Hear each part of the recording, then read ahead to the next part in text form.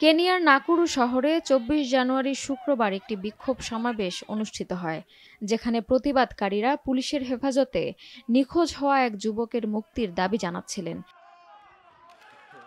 এই ঘটনায় দেশটিতে পুলিশের অকারণ গ্রেপ্তার এবং নিখোঁজ হয়ে যাওয়ার অভিযোগকে কেন্দ্র করে ব্যাপক ক্ষোভ সৃষ্টি করেছে। প্রতিরোধ পুলিশ বিক্ষোভকারীদের ছত্রভঙ্গ করতে টিয়ার গ্যাস ব্যবহার করলেও বিক্ষোভের উত্তেজনা কমার কোনো লক্ষণ দেখা যায়নি।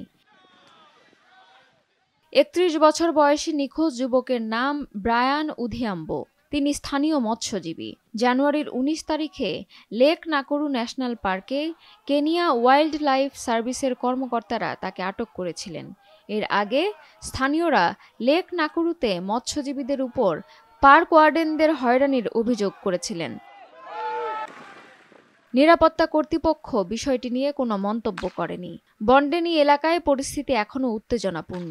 পুলিশ রাস্তায় পাথর সরিয়ে পরিস্থিতি স্বাভাবিক করার চেষ্টা করছে। অ্যাক্টিভিস্ট এবং স্থানীয় জনগণ আইন প্রয়োগকারী সংস্থাকে যুবকদের অব্যাহতভাবে অকারণে টার্গেট করার অভিযোগ করেছেন, যা ওই অঞ্চলের উত্তেজনা বৃদ্ধি করছে। Desk report, first news Bangla.